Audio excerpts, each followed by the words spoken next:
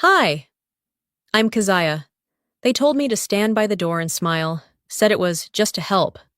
My sister laughed at me, at her own promotion party. But that wasn't the worst part. The worst part was realizing I had been their story all along. Their proof of goodness.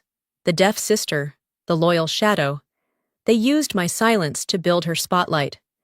I gave everything, and they took my name off the one thing I created. So I finally asked myself, what happens when the gatekeeper stops opening the door? I didn't even know there was a dress code until I walked through the front archway and felt eyes scanning me from every direction. The Lakewood Grand Hall wasn't what I expected. Gold-trimmed chandeliers, velvet-lined walls, and that smell of too much perfume trying to cover up too much money. I wore a simple navy coat, the one I always wear when I want to disappear. I thought I'd slip in quietly, maybe stand in the back, clap at the right moments, then go home. But Mom had other plans. "Kez!" she called before I even made it past the entryway. Her voice had that edge, fake sweet with just enough steel under it to cut through me. "Come with me, sweetheart." I followed her to a side hallway near the coat room. That's when she handed it to me, folded in a neat square, like it was something to be proud of. A black polo shirt with the words, Deaf Support Security Volunteer, stitched in white thread on the chest, and below it, a lanyard with a laminated tag. My name wasn't even on it. "They're short on staff," she said, avoiding my eyes. "Brindis pulled every string to make this night perfect. You'll be helping people get checked in. Smooth things out at the door, that's all." I just stood there, holding that shirt. It felt heavier than it looked. "It's not a big deal," she added, patting my shoulder, like I was some child confused at a fire drill. "Don't make this about yourself." I didn't say anything. I just nodded and changed in the restroom. The shirt was snug, not made for someone shaped like me. It scratched at my neck. The name tag swung awkwardly when I walked, slapping against my chest like punctuation. I tried to tuck my hair behind my ears, but even that made me feel exposed. The main entrance was wide open by then. Guests began arriving, heels clicking on tile, laughter echoing in waves. No one looked at me twice. Most didn't look at all. I handed out brochures, checked off names, waved to people who didn't wave back. One little girl, maybe 6 or 7, stopped and pointed at my badge. "Is she really deaf?" she asked her father. He didn't answer, just tugged her along like I was part of the furniture. For the next hour, I smiled like I was supposed to. I nodded when people said things I couldn't fully hear. My hearing loss isn't total, but in rooms like this, with clinking glasses and 100 voices bouncing off the walls, it might as well be. I've gotten good at faking it, reading lips, filling in blanks, pretending I caught the joke just in time to laugh. The problem is, they think that means I'm fine. And they love that. They love the image of me being resilient, strong. They call it inspiring. But they don't invite me to the table. They invite me to the door. When Brindis arrived, she didn't even glance my way. She floated in like she owned the damn building, wrapped in some designer green dress with her curls pinned perfectly, flanked by executives and photographers. Everyone clapped. I clapped too, from my post, next to the fire extinguisher and a rack of umbrellas. She passed within 3 feet of me. I half raised a hand, but stopped myself. She didn't look over. Of course she didn't. My chest felt tight, but not like sadness. More like a quiet knot, not pain, just compression. I kept doing my job. I kept doing what they asked. And somewhere in the quiet between welcome and enjoy your evening, a memory knocked loose. Snow years ago. We were maybe 10 and 13, bundled up in winter coats in our old backyard. I'd built a snow fort, lopsided sure, but it stood. Brindis came stomping through with her sled and smashed the side. "Why'd you do that?" I'd asked, voice muffled under my scarf. She pulled off her mittens. "If you can't talk right, don't ruin the game for everyone." I hadn't thought about that in years. The night stretched. My fingers went numb from holding the brochures. My smile went rigid. Later, I overheard one of Brindis's co-workers saying, "Her sister's helping at the door? That's sweet. Sweet." As if it were charity. As if I were a prop. There were name cards on the tables. Gold calligraphy, centered. I didn't have one. I checked twice, quietly, just to be sure. There wasn't even a chair marked for me. I was supposed to stay by the door, like a ghost ushering the living. The lights dimmed, signaling the start of the tribute video.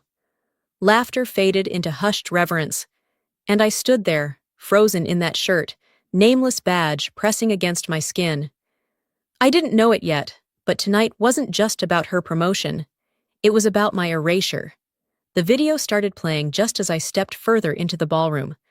One of the servers must have taken pity on me because he quietly nodded me past the guest list line with a discreet gesture. I didn't thank him out loud. Just a slight nod and a forced smile. That was all I had left. I hugged the back wall. It smelled like lavender polish and overcooked salmon. Around me, people settled into their chairs, leaning toward one another, whispering and chuckling in that careful cocktail party way, just enough to feel superior, not rude. Then her voice cut through the room. Brindis. Standing at the mic with that fake polished laugh she used around upper management, she launched into some story about early career challenges and how support from home helped her become the leader she is today. People clapped. I didn't. My hands were still, gripping the hem of my shirt to keep them from shaking. Then she turned toward me. "This is my sister, Kazaya," she said, flashing a smile like I was a novelty she'd dusted off just for tonight. "She's always supported me, in her own quiet way." I felt every head swivel in my direction. She wasn't done. "She can't hear well," she added with a light chuckle. "So just smile and wave." Laughter followed. Not loud, not cruel. Worse. It was soft, polite, like I was an oddity people weren't sure how to handle. I didn't wave, I didn't move. I didn't know humiliation could feel this still. From across the room, a man in a gray suit leaned toward Brindis. I could see his mouth move. I couldn't hear his words exactly, but I caught enough. "Wait, is she family? I thought she was staff." She didn't even hesitate. "Kind of both," she said. "She likes to feel useful. Let's not confuse her." Let's not confuse her. As if my mind was the problem, not her ego. I watched her turn back to her audience, continue her speech, bask in the glow of curated admiration like nothing had happened. That was the moment something cracked. Not loudly, not violently. Just enough. I remembered a year ago. She'd asked me to help review a clause in a contract she didn't understand. Something about international licensing and non-compete terms. I spent 2 nights researching, checking legal references, making sure she didn't sign something she'd regret. She never mentioned it again. Tonight, I was the help. I slipped out of the ballroom as the applause rose again. My footsteps were quiet against the carpeted hallway, but the echo in my chest was thunder. I found a narrow hallway beside the restrooms, cooler, dimmer. From the shadows, I watched her through the open door. She was still glowing, laughing at the right beats, hands gesturing like she'd trained in a mirror. It used to be easier to let her shine when I believed she still saw me. But now I knew better. There's a difference between being humble and being invisible, and I was tired of disappearing so she could feel big. I reached into my purse, fumbling past a pack of tissues and an old lip balm until my fingers brushed against the flash drive. It was small, almost weightless, but I could feel what it meant. On that drive was the full draft of the East Asia pitch she delivered 2 months ago, the one that secured her promotion. She'd sent me her bullet points at 11:17 p.m. on a Thursday. "Can you help make this sound smarter?" she'd texted. I stayed up until 3 a.m., pulling together market data, tailoring language, tightening slides. She said, "Thanks," the next morning. That was it. Tonight, she'd said it was all hers. I closed my fist around the flash drive and leaned back against the wall. I didn't want to destroy her. I just didn't want to keep hiding behind her. That's when I heard a light tap near my elbow. I turned. It was Aveline, one of the younger women from the comms team. I recognized her from the HR orientation I'd briefly helped Brindis review months ago. She handed me a glass of water, no words, just a soft smile. I nodded. That was the first time that night I felt like someone saw me, not as a project or a lesson in patience, but just a person. I pulled out my phone and typed, "Thanks for the water. You're the only one who's treated me like I'm here." I didn't send it, but I saved it in drafts. Maybe I'd send it later. Maybe. I stayed in that hallway a while longer, listening to the muffled rhythm of celebration echoing from the ballroom. Every cheer, every toast, it all blurred into one long drone, like a movie I'd seen too many times and finally understood the ending. They called me a gatekeeper, maybe I am. But tonight I decide who gets to walk through what door. I stayed in that hallway longer than I meant to, long enough for the room to shift back into noise, toasts, and clinking glasses. My fingers still pressed around the flash drive in my coat pocket, its plastic edges digging slightly into my palm. Something about that small sting kept me grounded. Eventually, I slipped back into the corridor toward the restroom, not because I needed to use it, but because I needed air that wasn't soaked in perfume and champagne. The hallway leading to the ladies' room was quiet, tucked between the service exit and the private coat room. I stepped inside the bathroom, letting the soft click of the door closing behind me dull everything else. The lighting was softer here, frosted bulbs above the sinks, a pale beige tile that made the space feel like a doctor's office. Empty.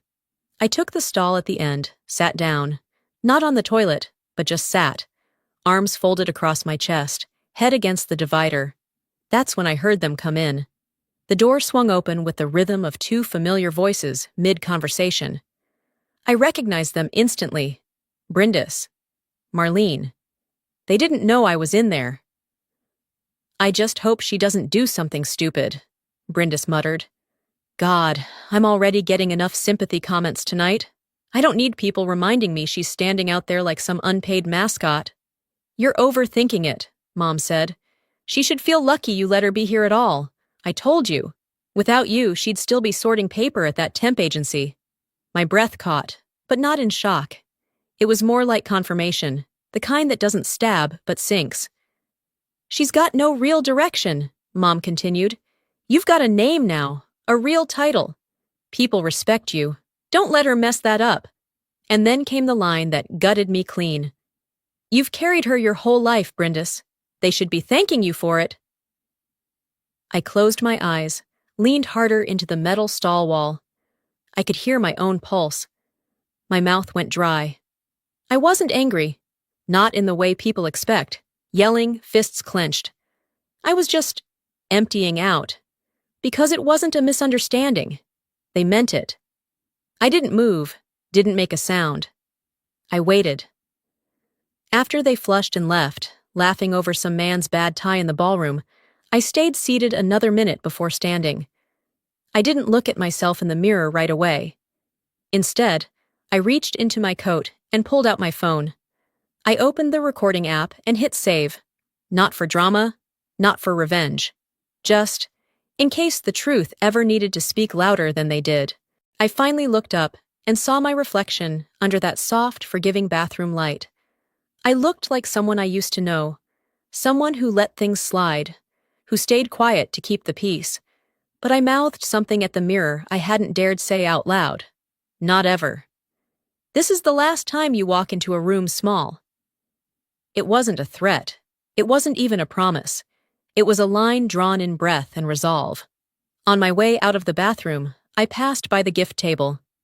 There was a display in the center, a handmade shadow box, a collage of old family recipes, pressed flowers, and a letter from Grandma Edith framed inside.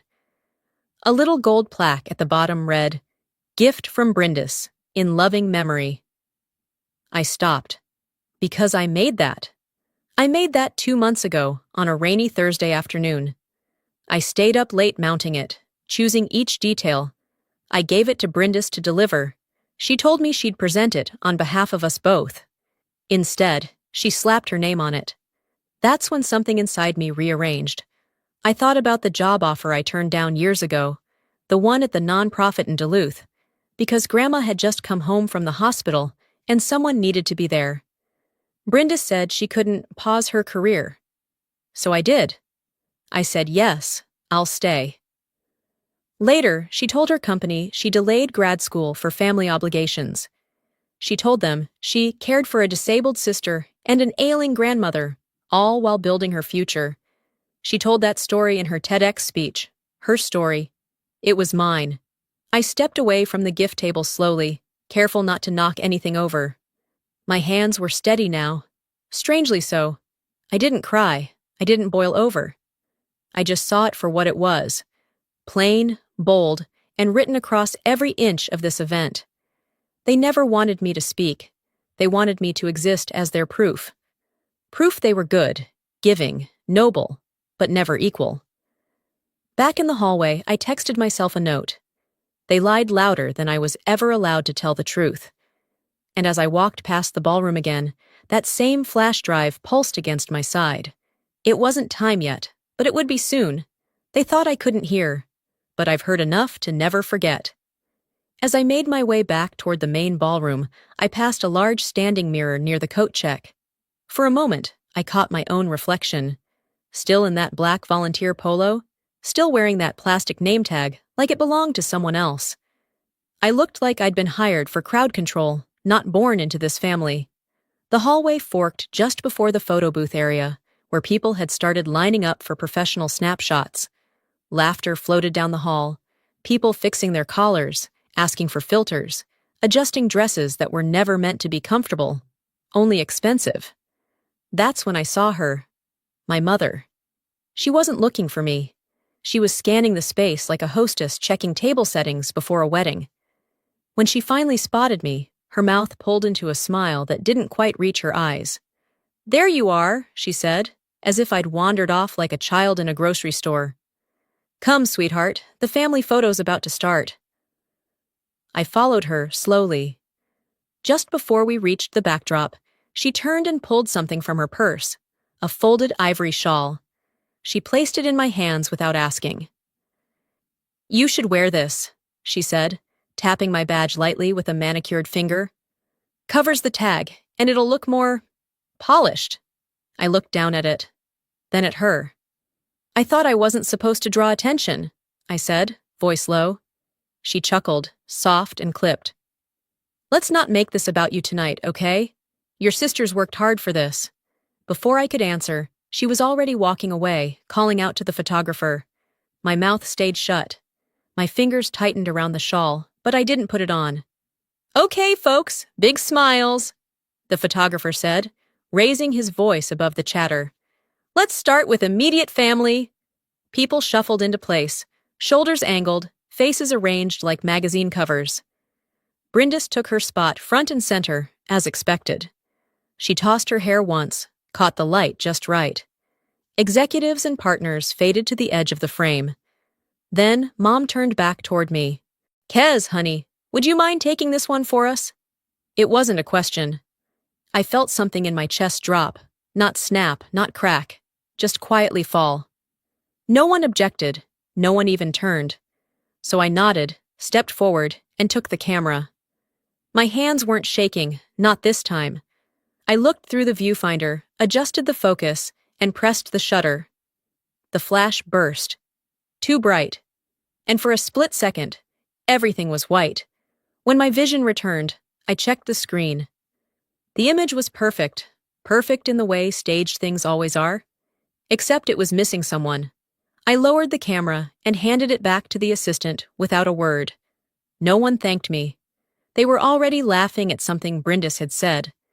I stepped back from the group and moved toward the far side of the room, just outside the spotlight, beside a column where I could still see without being seen. That's when Aveline appeared. She didn't ask to sit.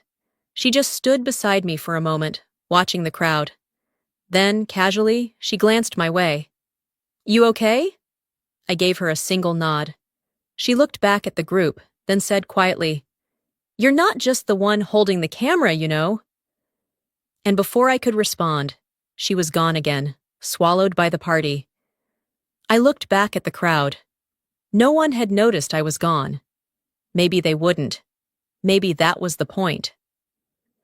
I leaned against the column and crossed my arms, letting the hum of conversation and clinking glasses fade into background noise. They hadn't needed Photoshop to erase me from that photo. They'd just done what they always did, ignored me. And I had let them. Until now. The lights in the ballroom dimmed again, this time for a toast I wasn't invited to hear. I stayed back, leaning against the same column, not out of exhaustion, but choice. From where I stood, I could see the catering staff moving trays of chocolate truffles to the dessert table. The music shifted into something upbeat and inoffensive, like everything else about this night. I was about to step toward the exit when Aveline reappeared. She moved casually, as if she were stretching her legs or avoiding a conversation she didn't want to have. We locked eyes for a second before she came to stand beside me again, hands folded.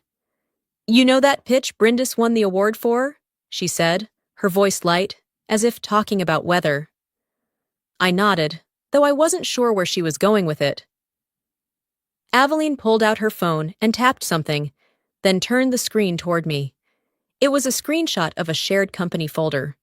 My last name was clearly visible in the file title, Row Asia Strategy, V2, PPTX. "There's a version floating around the internal drive. Someone forwarded it to me by mistake," she said. "Apparently, it's been scrubbed since, but I keep backups." The air left my lungs in a quiet, measured exhale. I didn't need to ask. I knew what it was. I wrote that pitch. The data, the structure, the framing. Every section of that slide deck had passed through my hands. Brindis had sent me the bullet points, with no formatting, and a line that read, "Can you clean this up? It's due Monday morning. I'd worked through the weekend while Grandma coughed herself to sleep in the other room." Now it had her name on it. "She said she created it from scratch," Aveline added softly. "But I've seen your formatting before." I met Aveline's gaze. She didn't flinch. "Why are you telling me this?" I asked. She hesitated, then said, "Because I think you're the only person here who doesn't pretend anymore."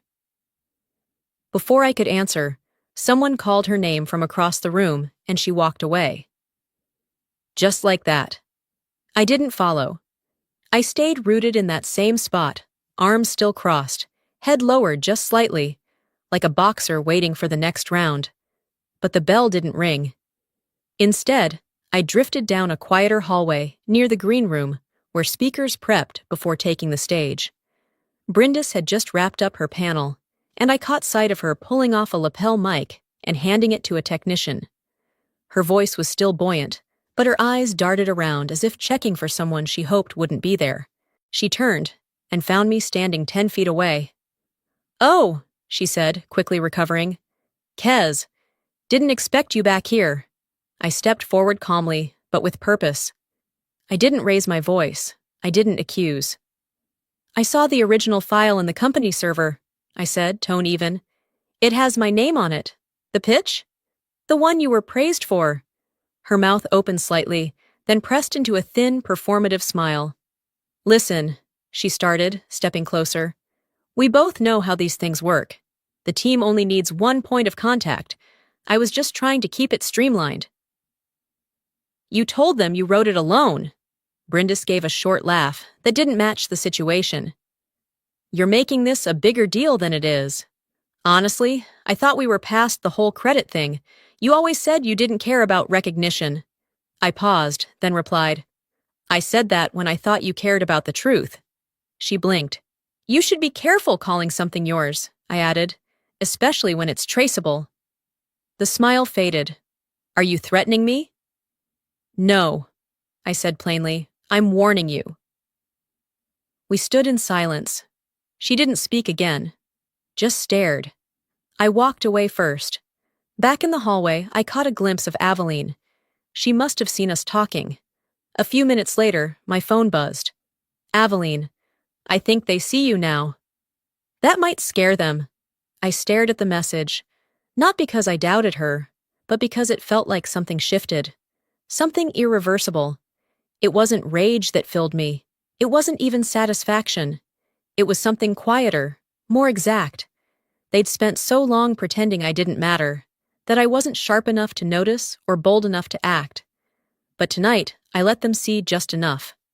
It wasn't a threat. It was a preview. I didn't go back to the ballroom right away. I took the longer route down the corridor behind the catering station, the kind of back hallway only staff usually used. It smelled faintly of dishwasher soap and burnt coffee. Safe. Neutral. I needed that neutrality. Around the corner near the storage area, there was a side table where someone had stashed a stack of event programs, half-empty soda cans, and a silver bowl of wrapped mints. I set my purse down next to them and reached inside. The manila folder was still there, creased at the edges now, from hours of being carried around like some kind of amulet. I'd brought it mostly out of habit, just in case. I hadn't planned to use it, but now, that just in case felt like a certainty. I pulled it open and skimmed through its contents, even though I already knew every page by heart. The original email thread, the unedited draft of the East Asia pitch, the PowerPoint with the creation timestamps. Everything that proved the truth, not just about that one presentation, but about a pattern of taking, renaming, and polishing my work until it looked like hers. I could have dropped it off at the front desk anonymously. I could have handed it to HR on Monday, but none of those options felt right anymore. I slid the folder back into my bag and walked toward the family display table, the one set up near the ballroom entrance with floral arrangements and framed photos.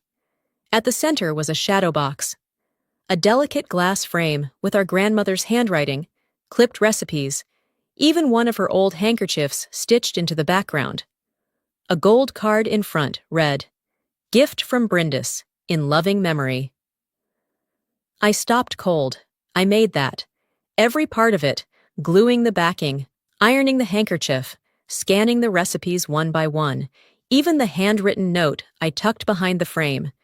She taught us how to taste before we spoke. Weeks ago, Brindis had come by the apartment, said she wanted to drop off extra vitamins for Grandma's old arthritis kit that she still hadn't thrown away. She saw the frame sitting on my coffee table, half wrapped in tissue. "This is beautiful," she'd said, turning it in her hands. I told her it wasn't finished. "I'll keep it safe," she promised. Now it had her name on it.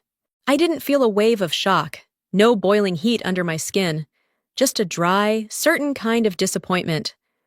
Like looking at your own handwriting and realizing someone forged your signature, perfectly. I saw Mom near the entrance, chatting with someone from the board. I walked up to her without rushing, without ceremony. She turned mid-sentence and smiled. "Don't frown, Kez," she said. "It's a celebration." "That gift?" I said calmly, nodding toward the display. She followed my gaze, confused for a second, then gave a light shrug. "It's lovely, isn't it?" "It wasn't hers," I said. "You know that." She blinked, then sighed, like I was causing trouble again. "Kazaya, it's all in the family." I held her stare. "Not anymore. I don't loan meaning." That's all I said. Then I turned away, walking past the buffet line, the laugh tracks, the dim lighting meant to hide sharp edges. Near the catering station, I spotted a familiar face, Benji, one of the assistant managers. We'd gone to the same high school back in the day. He probably didn't remember, but he was the kind of person who paid attention when most people didn't. I handed him the folder and said, "You'll want this before the final speech." He looked at me curiously, but didn't ask, just nodded. And that was it. No announcement, no fireworks, just done. I walked out through the service door, into the loading dock where staff took breaks between shifts. It was quiet out there, cold but honest. I leaned against the railing and looked up at the sky. Blank, gray, endless. Let her call it loyalty. I'll call it the last time. Back inside, the temperature had shifted. Not the actual air, but the energy. There was a pause in the evening, that low murmur of voices settling into silence, the lull just before a big moment. I didn't go back to the seat I was never given. I remained near the edge of the room, close to the AV station, where the technician hovered over a laptop, prepping the final segment. The tribute. The lights dimmed gradually. Conversations faded into hushes. Glasses clinked a final time. And then the screen lit up. It began with soft music and images of Brindis as a child, smiling in playgrounds, standing in front of trophies, hugging our grandmother. Each slide moved into another chapter of her career, each voiceover layering praise like frosting. She's a visionary, a mentor, someone who leads with heart. Then came the part where they usually acknowledge support systems, family, siblings, mentors. Except there was no sibling. My name never came up.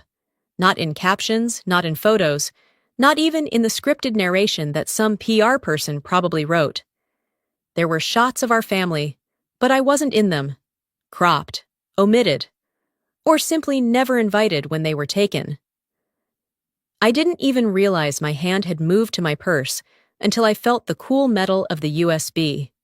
By the time the video faded to black, the applause began rising, and I walked. Not fast, not hesitant either, just steady, controlled. I stepped onto the stage from the side, not where speakers usually entered. There was a brief flicker of confusion in the audience, the kind of moment where everyone pretends they're not watching until they realize they can't look away. I didn't take the microphone. I didn't make eye contact with Brindis. I walked straight to the laptop, placed the USB beside it, and turned toward the tech guy, Benji. He looked at me. I nodded once. Nothing dramatic. Behind me, Aveline stood near the edge of the crowd.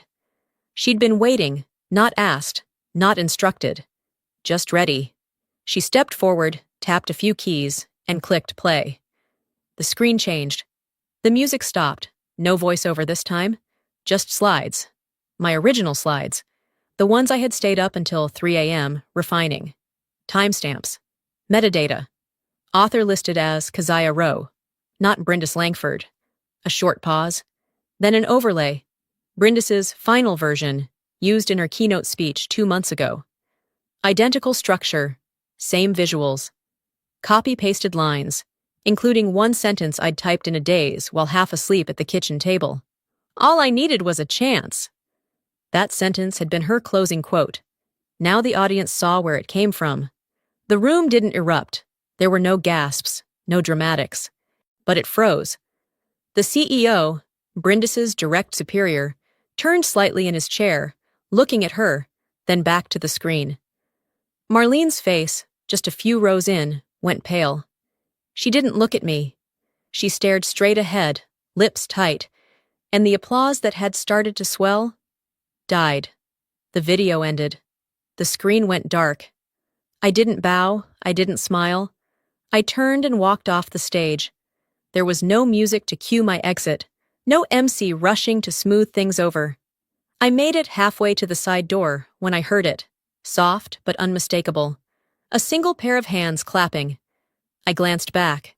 A junior designer, maybe 23, was the only one standing. He looked nervous but determined. Then he stopped. No one joined him. He sat back down. But it was enough. I kept walking until I reached the far end of the hallway again. I leaned against the cool plaster and let out a long, controlled breath. She wanted applause, I thought, but I brought silence louder than anything she's ever heard. I hadn't reached the parking lot yet when I heard footsteps behind me. Quick, uneven, heels against concrete. I didn't turn around. I didn't need to. I could already picture my mother's coat flaring as she caught up, and the way Brindis would follow 2 steps behind, like she always did when Mom was ready to do the talking. "Wait!" Marlene called out, her voice cutting through the cold air. "We need to speak, right now." I stopped just short of the lot, near the edge where the curb sloped into a snow-dusted sidewalk.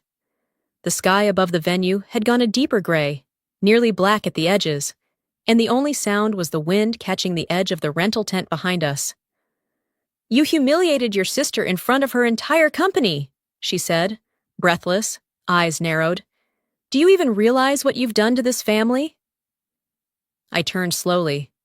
Which family is that? I asked. The one that doesn't even let me in the picture?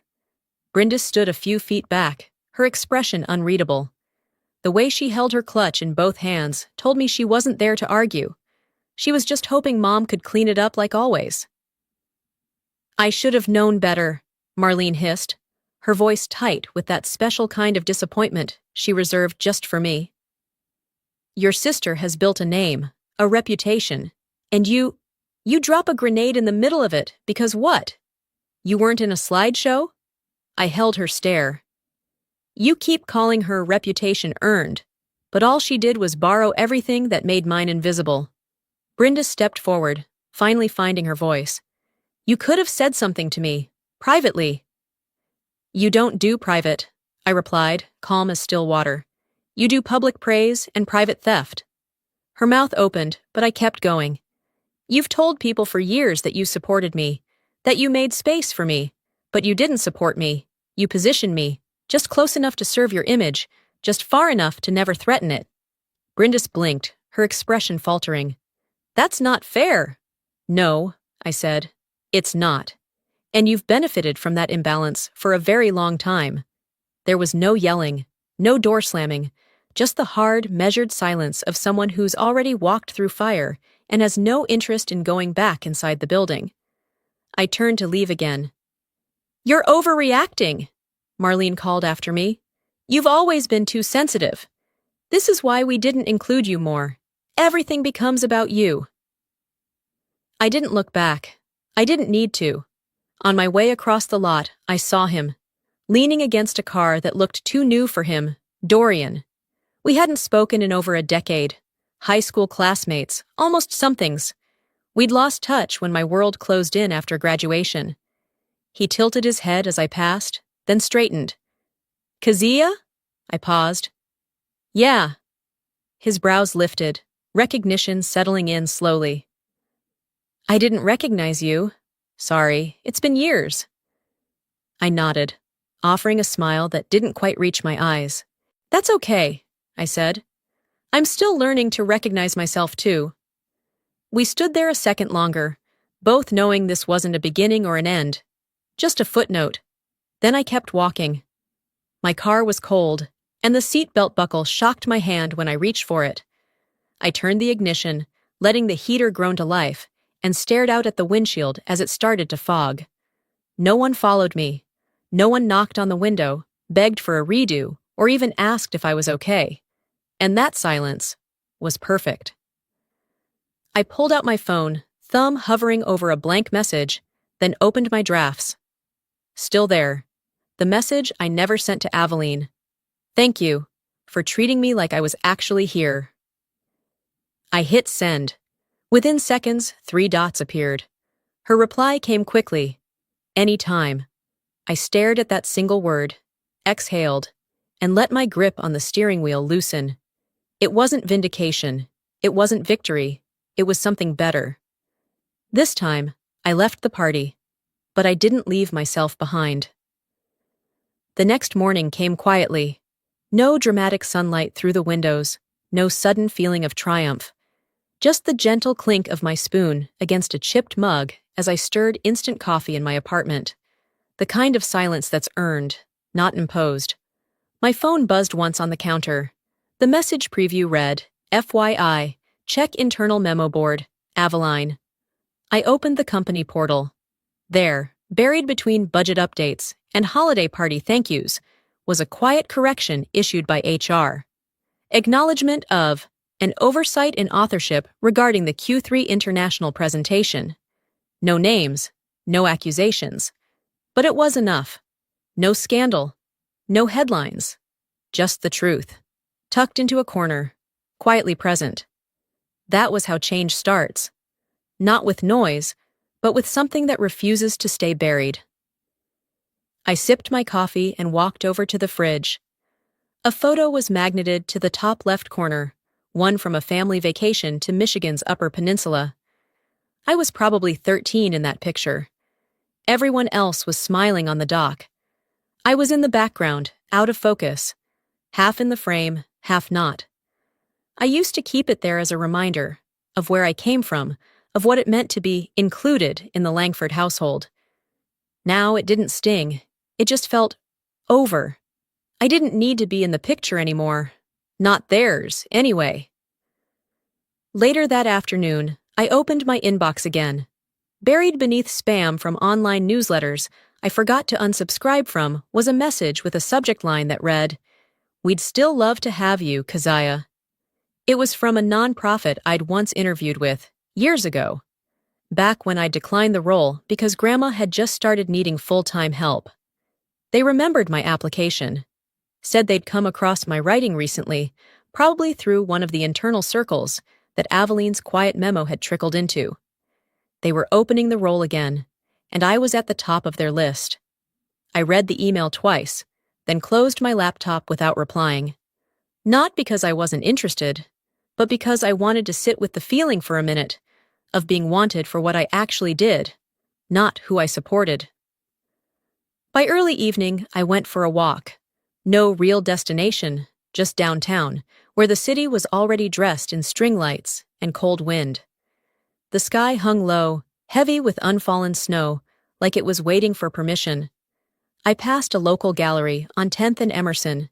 Its windows were steamy, the kind of fog that clung to glass from breath and bodies. Inside, people wandered among minimalist displays, light installations, abstract canvases. But one frame in the front window stopped me cold. It was empty. Beneath it, a small card read, "The one who was always there." I stood still for a full minute.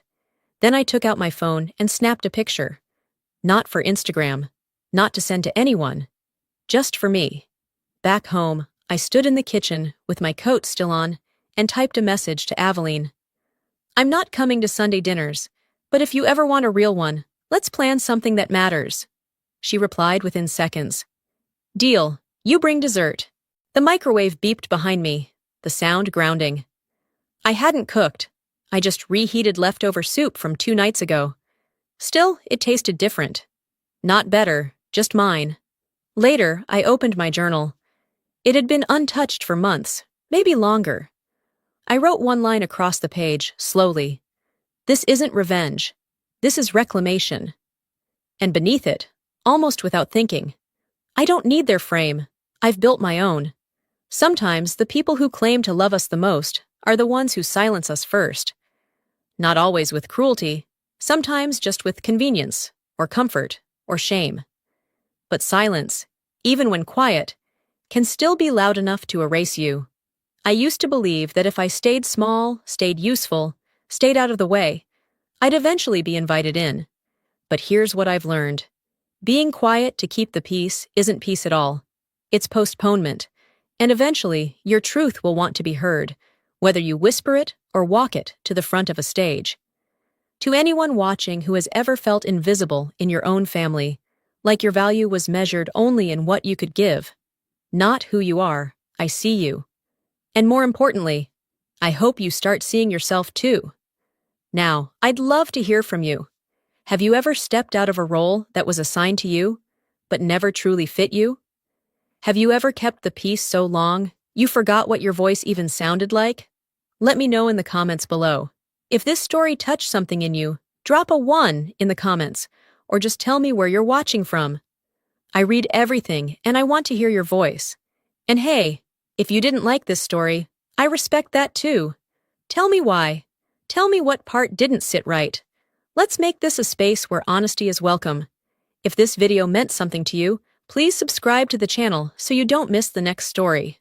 We have more real, human, and deeply personal journeys coming, and I'd love to have you walk with us. Thank you for listening.